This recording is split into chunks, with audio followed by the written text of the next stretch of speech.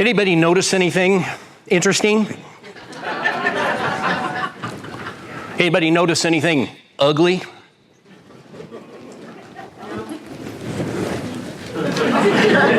This, my friends, is the elephant in the room.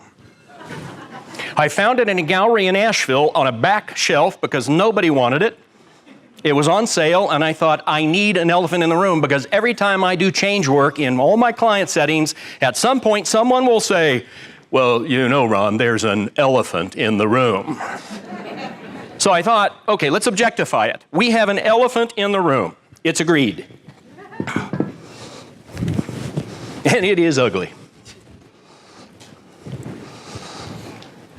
How many of you drove too fast coming here this morning? And please keep your hands up, okay? How many of you routinely drive too fast? Everybody keep your hands up. Routinely drive too fast. Okay, it is Atlanta, I knew that. Keep your hands up. Okay, a cop shows up. Do you continue to speed? Cop goes away.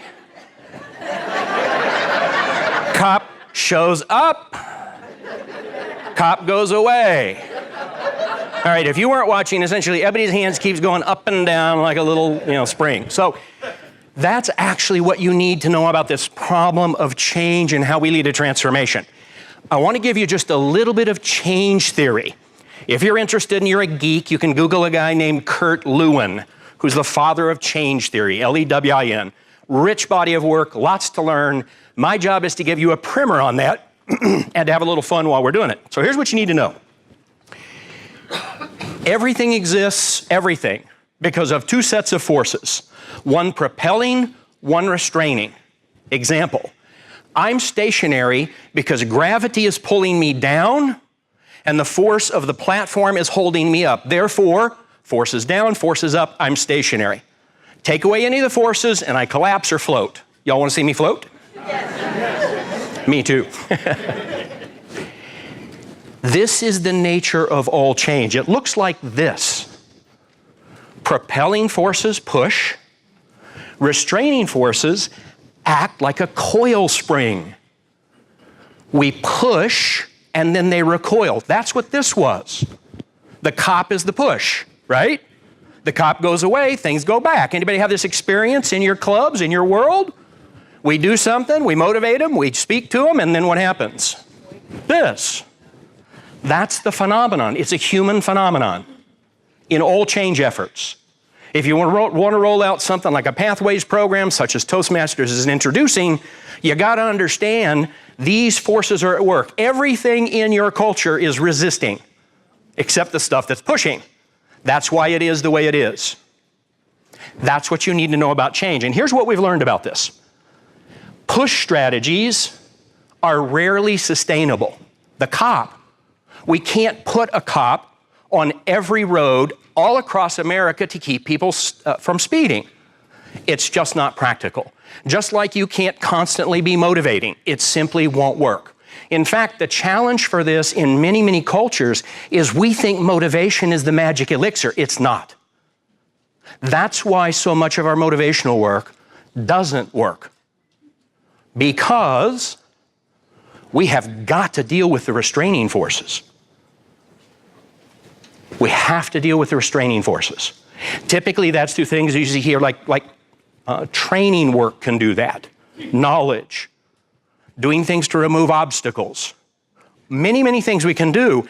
Regrettably, most of us think that our job is to be the... Okay, let's see. How many of you think your job is exclusively to be the motivator?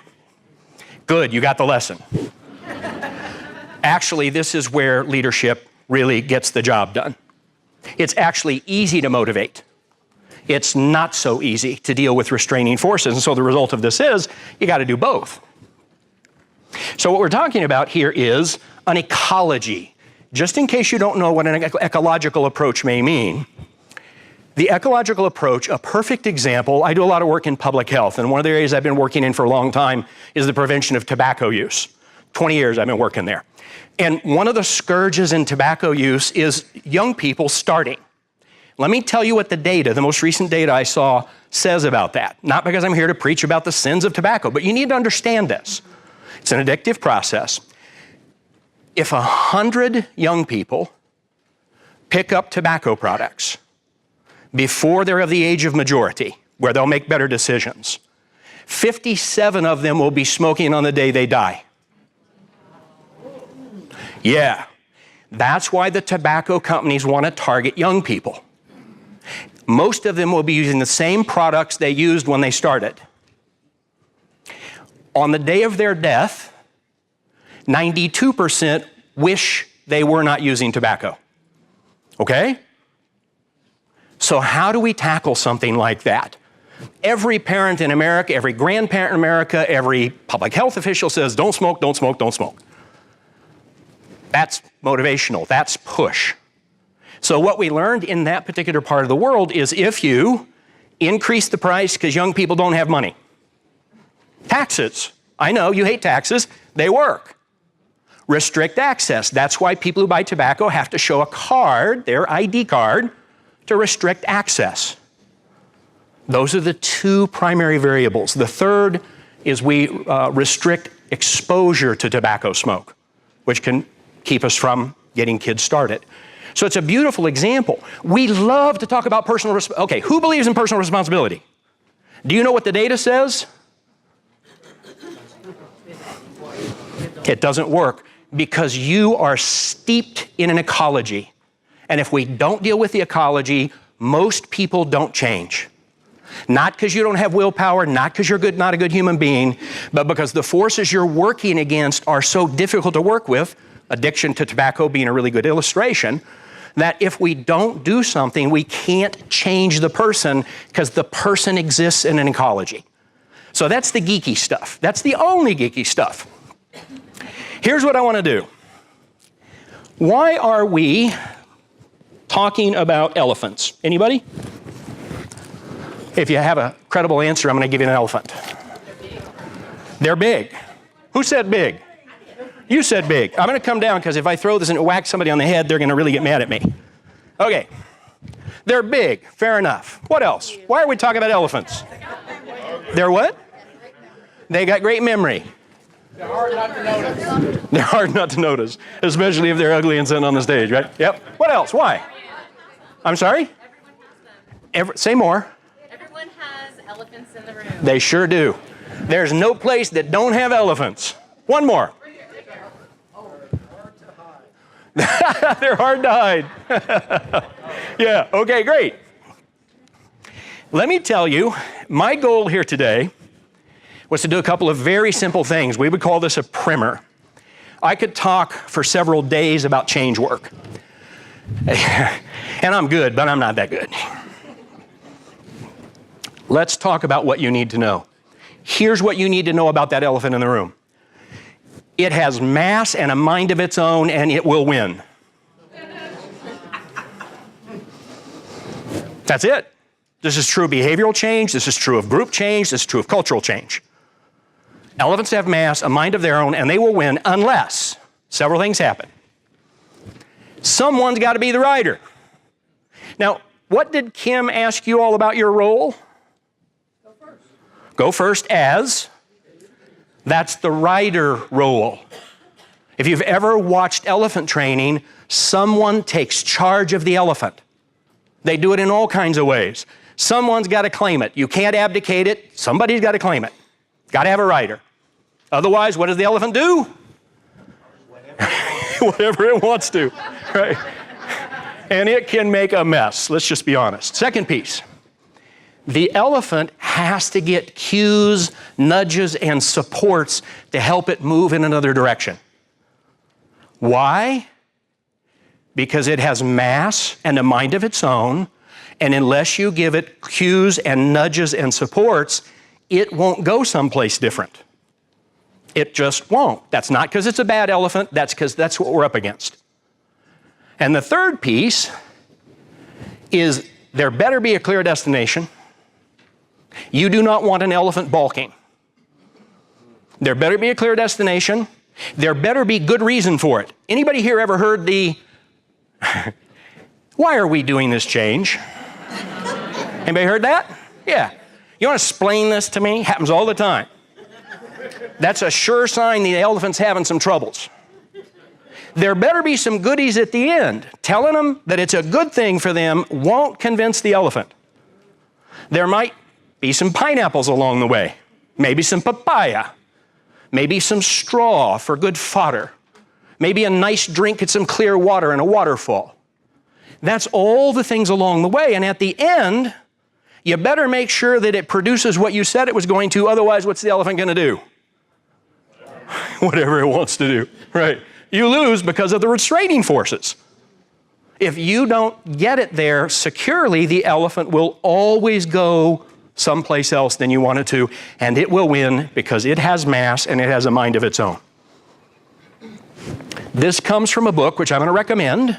I don't own stock in this. Switch, How to Change Things When Change is Hard.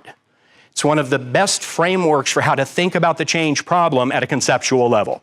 So it's a tool for you all, available from any bookseller. A guy named John Kotter. Y'all heard of Kotter? A few of you have, okay. Yeah, John Kotter is considered to be sort of the father of modern day change practice.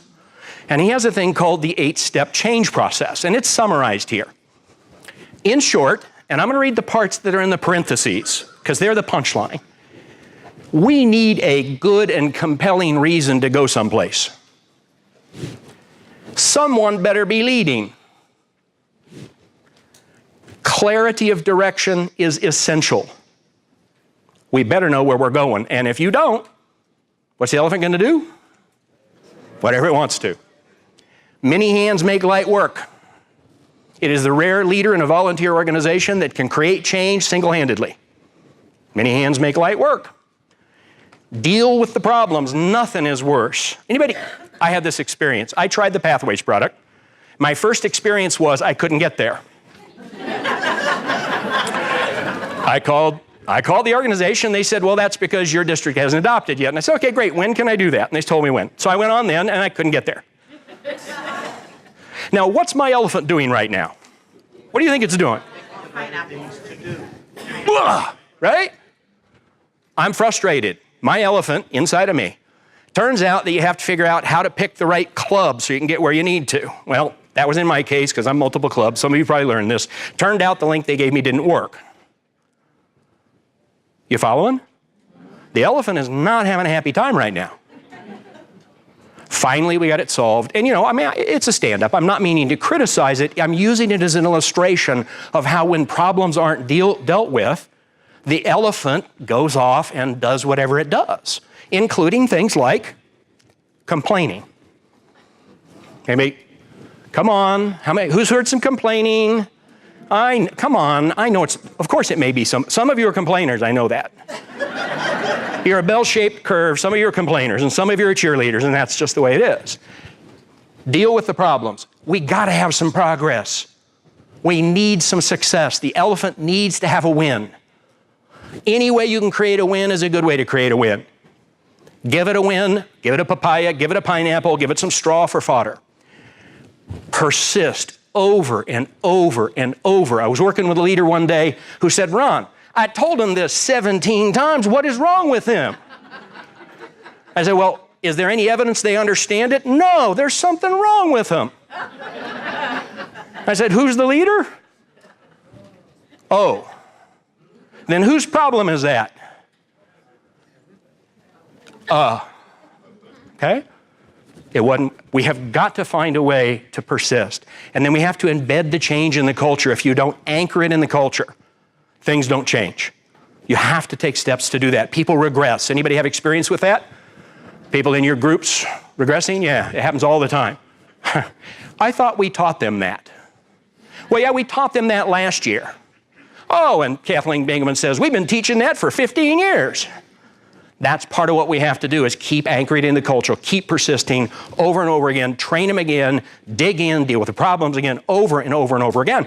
And if you're not up for that as this leader who's going to go first, you are in the wrong job. If not you, then who? That's the job. And I know you all have members who are going to all do all the right things and follow all the rules and cooperate fully at all times. Yeah. I'm just going to be honest. You do not want me in an audience if you lose control of the audience. I will back facilitate you. I'm a terrible elephant. Some of the members of my club know that about me. Some of them aren't here. So this comes from Cotter. You can find him at cotterinc.com, or you can go find his books. He's written a lot of, it's a rich, rich body of work. One of the things my mentor taught me years ago was if the stuff's already out there, use it. Just use it. Don't create if we don't need a proprietary model, go use somebody else's material. So let's just use their good work, let's add it to our portfolio, and let's take advantage of it. By the way, these are resources I use routinely with my clients. They're highly effective consistently over time. Here's the next one. Here's what you can expect. This comes from Crossing the Chasm. That's a book you might find interesting because it explains how adoption happens. A small percentage are Kool-Aid drinkers. You say, we got a new thing, and they say, yay, I'm in. That's what they do. They're Kool-Aid drinkers. First one on the block to have a terabyte of data capacity for saving on their laptop. Nobody needs it. I got one. It's cool, right? The early mass adopters, this is where we fuse with the elephant. The early mass adopters need practical payoffs in order to adopt. Exhorting them motivationally to do the biggest, coolest thing that's newest doesn't work. They adopt based on pragmatism. It needs to work for them. Tell me why this is good for me. What's in it for me? Why does this improve my experience? What are the outcomes for me? That's why people adopt in the middle of this big curve. The late mass adopters are brought along by the early mass adopters because they become the promoters. They can talk about it in practical terms, and they will adopt at a later point. By the way, no judgment about where you are. If I were to take all of you, stand you up, and ask you to demonstrate your capacity for adopting change, it would be a bell-shaped curve. Some Kool-Aid drinkers, some early mass adopters, some late mass adopters, and for some reason, some of you who just won't. You just won't. Some of you will be trying to do some of the old platform 10 years from now. Don't know which. Small number, but some of you will. You can drag them along because that's what it's going to take. Terrible, isn't it? Practical, we have to give them reasonable steps. That's the only way we make this happen. So, here's your job. Here's your job. You got to create a vision. You got to bring others in. You got to find a way to get them in. You have to bring good people forward. Lots of times the people we're trying to work with have challenges of whatever kind. We got to work with them too, but we need people who can come along well. It's part of the change strategy. We got to empower them. We were talking about that. I heard a lot of that from Kim this morning. Nurture a culture. Here's the ecological part. I can't say this often enough. In this country, we love to talk about personal responsibility, but the data says if you don't change the culture around the person, they probably won't change. No amount of exhortation, no amount of shaming, no amount of coaching will succeed if you don't deal with the things in the culture that will help them be successful. It's the biggest oversight we in our culture have. And it's why the motivational thing is such a blind alley if we don't do the other things. And then we got to promote the achievement, do it over and over again in all the ways we can. Here's what Peter Drucker, the father of organizational change theory, found. Your biggest risk with disruption is you keep trying to lead from the way it was back in 1974. It's not 1974 anymore. That's the truth. That's what we do. Now let me close with this. A number of years ago, there was a young woman. She was studying creative writing at a university. Somewhere along the way, she decided she wanted to study biology. She studied biology. She was one of the founding members of what became the Fish and Wildlife Service back in the 50s. She wrote a number of books that were much applauded and actually resulted in a documentary on some of what she had learned about what she had found out in nature as a biologist. But then something happened. She bought a place to take care of some nieces and nephews who their parents died out in Maryland. And because of the work she had done, she began to discover that a product called DDT was devastating the fish, the wildlife, and the birds. And she couldn't stand it. She wrote a book That book was called Silent Spring. Who's heard of Silent Spring? Yeah. It was a game changer. Her name was Rachel Carson. She died from DDT exposure before DDT was banned and before the EPA was begun. She was awarded the Presidential Medal of Freedom for her bravery in taking on an industry that tried to crush her like a bug, elected officials who wanted none of that, because we ran into the biggest cultural paradigm of all. In the 1920s and 1930s, this country took on better living through chemistry. This is not to diss progress, and it's not to diss chemistry. It's to understand that everything that brought was not all perfect. Today, you and your children, and your children's children, and your children's children's children, and yes, on and on and on, generations forward, are benefiting because one leader, at that time a female leader, which was not common, took a few steps that anchored something in the culture. And no matter what you believe about government personally, the truth of the matter is that some of the huge benefits that she produced as a result of her willingness to create that change paradigm are bearing fruit generation after generation after generation after generation. I know you think you're here for a training. I know some large part of you are here only because you want the DCP credit. I get that. You're an elephant. I understand. It's a really practical piece of fruit along the way. If you don't engage today in a way that allows you to be a transformative leader, you are missing out, and we are missing out. It's one of the biggest calls I offer to Toastmasters audiences. Toastmasters is not merely to build Toastmasters in Toastmasters for Toastmasters. Its mission is to take it outside of these rooms because the world needs transformative leaders. I'd like you to look around the room right now. Look around, go ahead, don't be shy, make eye contact. Yeah. Ladies and gentlemen, that's you.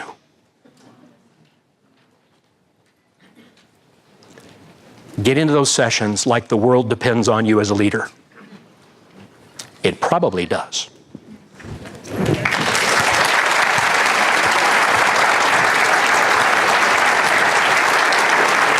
Stay with me. Okay. Awesome. Wow. How many of you, that resonated with you somewhere? It challenged you to think outside of the box as a leader. Wow. Thank you so much, Ron. My pleasure, Phyllis.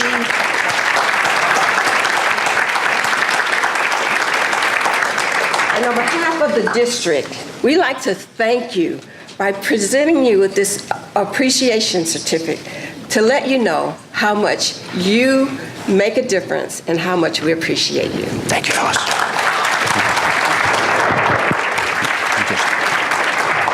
This is a reward for the elephant, right? There's the lesson.